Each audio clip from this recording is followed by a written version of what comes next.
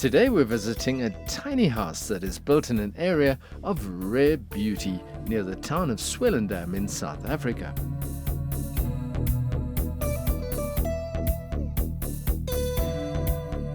Nestled at the foot of the forests on the slope of the Langeberg Mountains, this area provides many of the raw materials and natural splendor that is so valuable to adventurers all over the world. You built this house. What was your idea? Well, the simple answer would be to be off the grid and self-sustainable. And I really enjoy living with wood around me. I like the natural feel of the timber, and it just brings a much warmer feeling, you know, in winter and in summer as well. I prefer it. So I love the size of the house as well. It's not too big. It makes for an easy living rather than a complex living with lots of spaces to clean. So the size is perfect. How big is the house? I'm living in an 8x5. That's meters. 8x5 meters. That equates to 40 square meters. And I have some deck outside, which is a 3x8 and a 2x5 on the one side. And that's plenty. With a bit of cover, I find I'm more than taken care of. And did you buy the ground?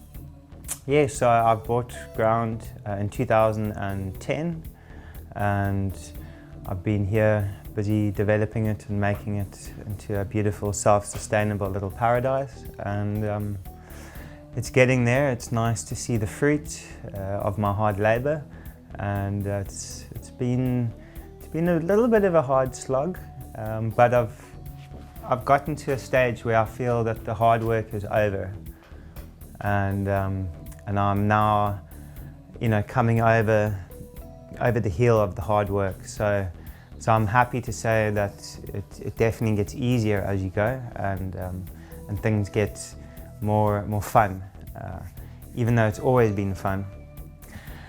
And I'm just extremely happy with what I've done here, and I feel very honored and blessed to be a part of the movement of, you know, like-minded, sustainable, permaculturally minded people. What we have here is a small little yoga deck with our lotus pond.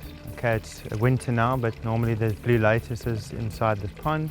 Right here we have a dam that's filled with tilapia fish, and I used to run an aquaponics setup and center down the road, and I've put a whole bunch of tilapia in here and using it as my mother plant, if you will, where I take babies from and stock up other ponds and dams that I build. So right now we just use this as a kind of swimming pool, and just as a nice water feature. Okay, so shall we take a little walk through to the bathroom? So here we have a roof sheet wall shower, and I just used some copper pipes which I had left over from some work, from some old jobs. So I'm quite happy with the copper. It really brings a nice feel. Where I am at with my compost toilet scenario is very simply, we have a flush toilet inside of our house, which we use primarily and only for urine.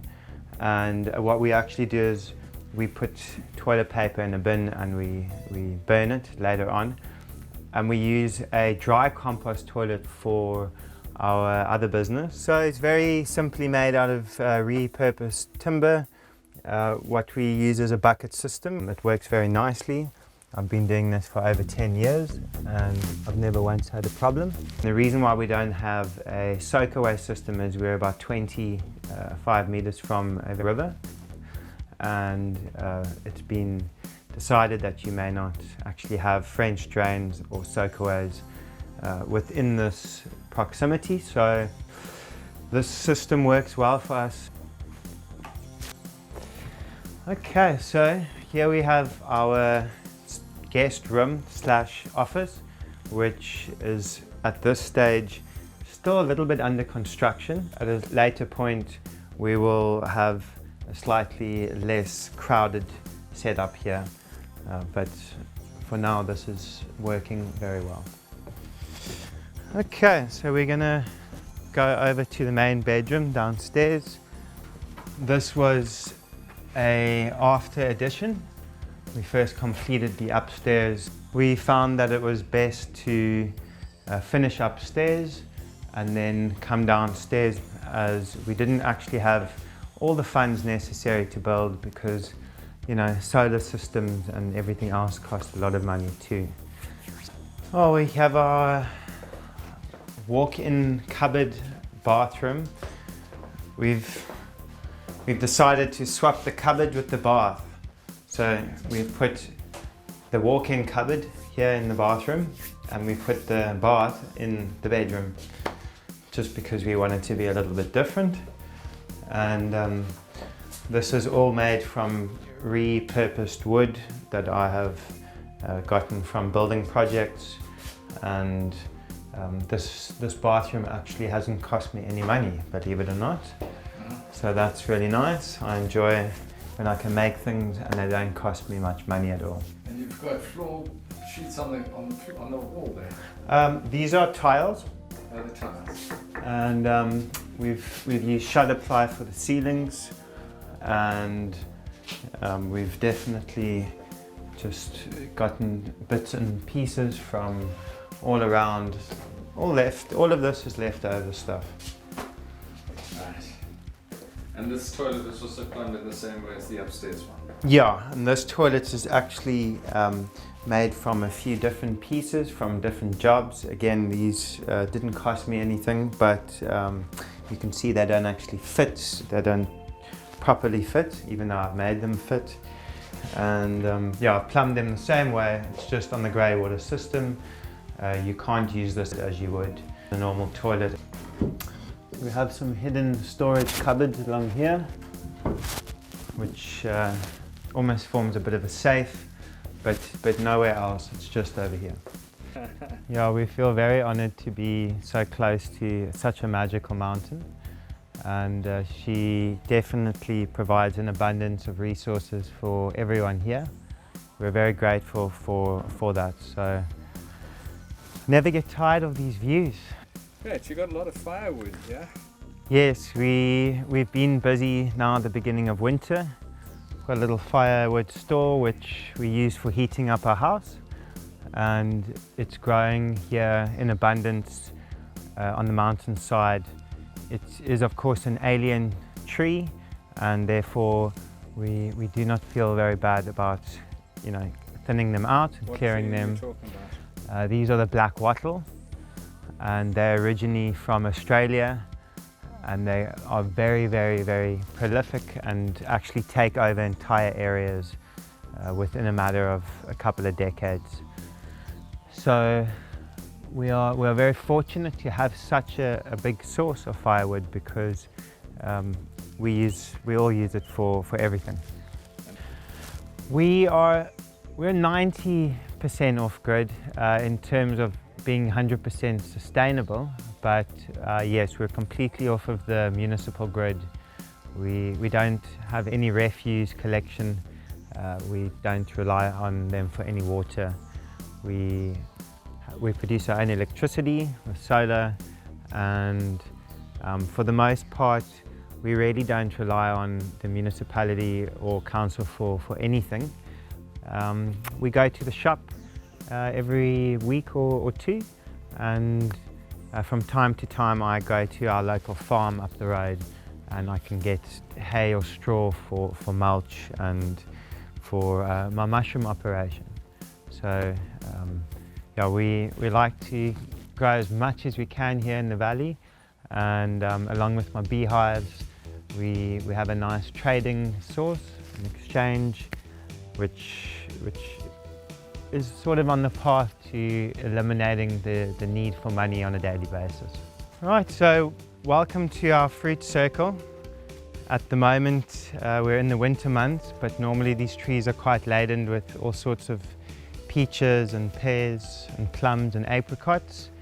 We also have different citrus in this veggie and fruit circle. We have oranges, grapefruits, lemons and naartjies. In South Africa we have naartjies, and they're just a nice type of segmented citrus.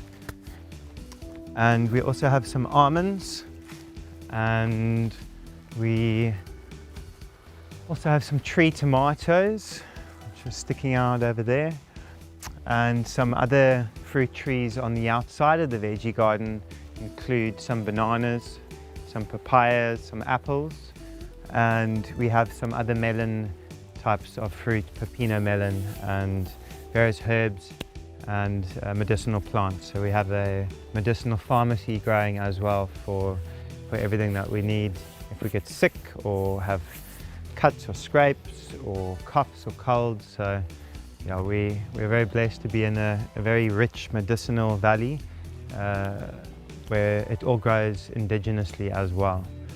So we're very blessed with that. But here we are in our veggie garden that's protected by a cage. This makes it baboon and monkey proof. Also adds a nice platform on which we can grow things. We've done all of our harvesting, and we have a small little winter crop in, which they're all seedlings and babies. And we've had quite an abundance of vegetables from this garden this season. But let me show you what we have. So we have some chilies, some bell peppers, also known as pepper dews, and we have some lettuce and rockets growing over here, and some New Zealand spinach just on the side over there. So here we have some carrots growing and some kale. I've been harvesting some beans for seed. So some seed that we're going to replant shortly. We have some lettuce and some more kale and a whole strawberry patch, which has been very good to us. So you got your solar panels here. What are those panels? Well, I have a mixture. At the moment I have 2 different solar panel banks. This is made up of 6 130 watt panels, some polycrystalline, and then I have another 6 280 watt polycrystalline solar panels, and between them I get quite enough power for what we need to run our operation. So it's also been put onto a pivoting stand, which we lower in the summer months, so it can pick up the angle of the sun, which is much more directly above. So we return it back to this angle in the winter months so that we can harvest the optimum sun angle and the most power. I must say I'm in love with my homestead here. I have everything that we need, and so at the moment I'm really loving life, and this has been a 10-year journey of getting trees into the ground and getting situated, but the journey has been well worth it, and the investment that it took has a lifetime's worth of enjoyment. So for me, this is the end of a chapter, but also the beginning of a chapter. Now at this 10-year mark, I'm finally pretty much done on my property, and I'm loving this place.